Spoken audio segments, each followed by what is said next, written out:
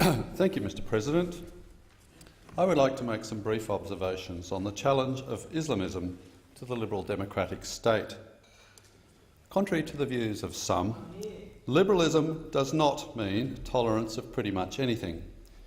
In his important book, The Open Society and Its Enemies, philosopher Karl Popper outlined the paradox of tolerance, that unlimited tolerance must lead to the end of tolerance, because, by definition, the intolerant seek its elimination and, faced with no resistance, they will prevail. In his letter concerning toleration, the great exponent of classical liberalism, John Locke, neatly summed up the issue for liberalism when he argued that faiths that were tolerant of others should be respected, but those which advocated the suppression of other faiths did not deserve the freedom which they themselves sought to deny. Clearly, freedom of religious belief, including the right to have no religious belief, is an inalienable right in any free society. It's not a right granted by government, it can only be taken by government.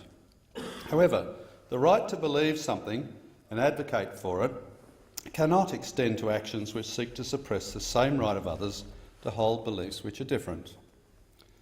To mean anything, liberty of conscience must have limits.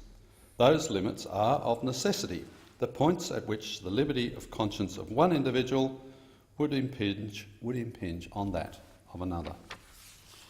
So, if you claim that your religious beliefs justify coercion towards others, then you have gone beyond exercising your own freedom to deny it to others.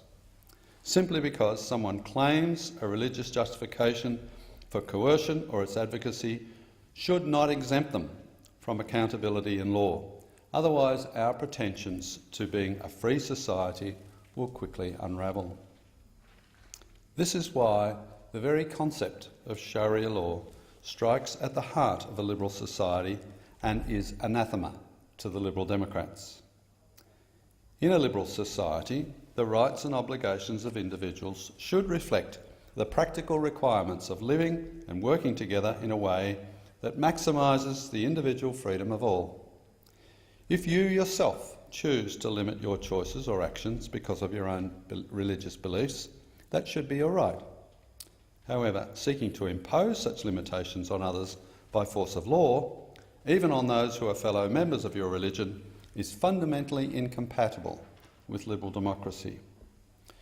We in the Liberal Democrats respect the right of individual Muslims to practice their faith, just as we respect the rights of Christians, Jews, Buddhists, Hindus and every other faith. However, we utterly condemn those Muslims who advocate intolerance, oppression or violence and seek to use their religion to justify this. They are not exercising religious freedom. They are using faith as a cover for tyranny.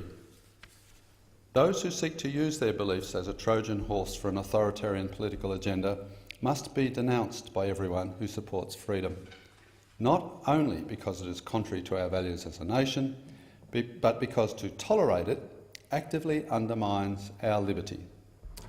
Tolerance of intolerance is not liberalism, but the abrogation of it, and therefore anyone who is prepared to tolerate Islamism cannot legitimately call themselves a liberal. Thank you, Senator Leyonhjelm. Senator Smith. Thank you very much, Mr. President. One of the joys of being a senator is that on too frequent an occasion, I'm afraid to say, you get to listen to some very insightful contributions about contemporary issues. And in this place, many of us will agree with things that Senator Leyonhjelm has to say, and others will disagree very, very strongly with what he has to say. But can I just compliment Senator Leyonhjelm on what is a very, very considered response to what's a very contemporary issue. And I just wanted to note those remarks in the last few minutes before the adjournment. Well, thank you, Senator Smith.